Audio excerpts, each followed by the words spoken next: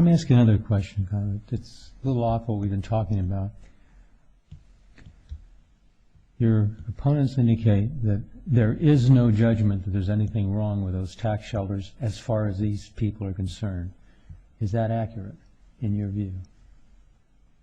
I think it's accurate to a degree. The tax court did write a decision on the merits. I think it was back at the time that this came out. It was, the late 80s, early 90s? Yes.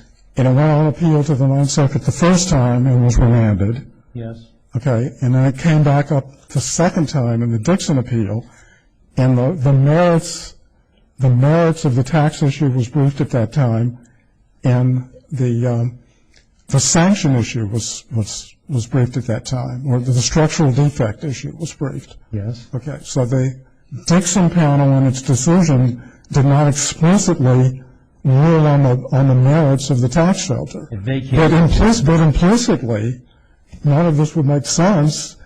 None of this would make sense unless the court implicitly agreed that the taxpayers were liable for the deficiencies.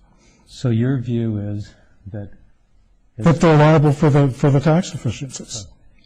Your view is that the merits determination hasn't been made, in effect, by implication, in the way this court decided to remedy. Is that correct? It appears to me by implication. When I look at the Dixon opinion, my recollection is that I don't see a ruling on that issue. As was pointed out, though, in the Kirsting decision, which the Ninth Circuit decided, there was a ruling in that case that these are bogus tax shelters. Sure, but we know that they're not exactly bound by that. It's not the identical case, but my recollection is that the fact that the tax shelter programs were the same programs that were before the court in Dixon. So if they were to go back to tax court and say, well, okay, the court's now decided all this funny stuff about deductions and interest, but you know what? It's never decided the validity, and indeed, since it vacated the judgment, there's no judgment. And the tax court said, whoops, and issues a judgment. Then what? They can, in your view, can they then appeal the merits of the underlying holding to us?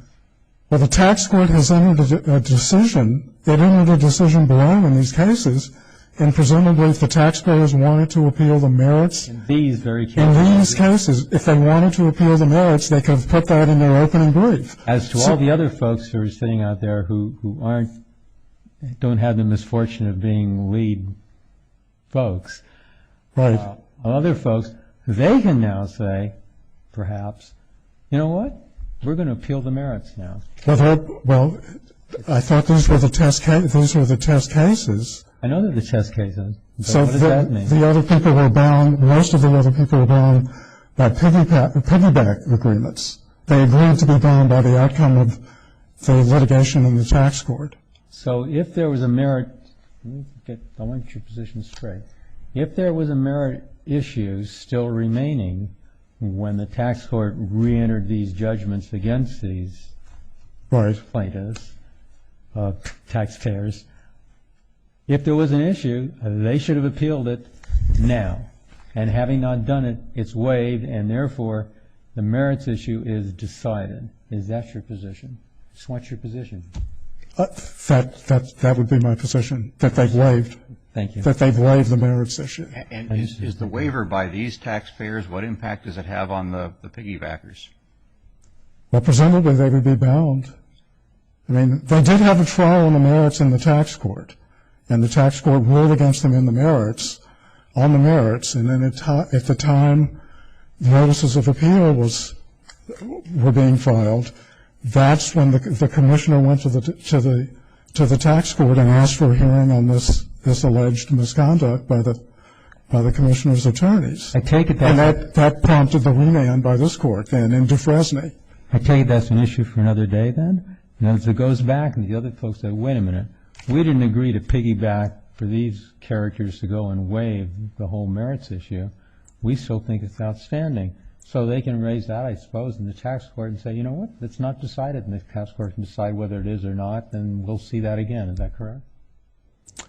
I just don't know what, it would be speculation for me to say what would happen at this point. But Okay, but if they're bound by the piggyback, then they're stuck. If they're not bound by your answer to me was, well, they've got piggyback agreements. And my question to you was, well, that's just another contract, right? it would seem to me that in general, the answer would be you should be bound by the piggyback agreement. I understand your position. Thank you. Now, this is this is off the top of my head. I have not researched. Sure. I have not researched the issue, right? But which is why it might be a question for another day, because we haven't either. But that's the posture you anticipate under the circumstances. Yes, Your Honor. Okay. Thanks.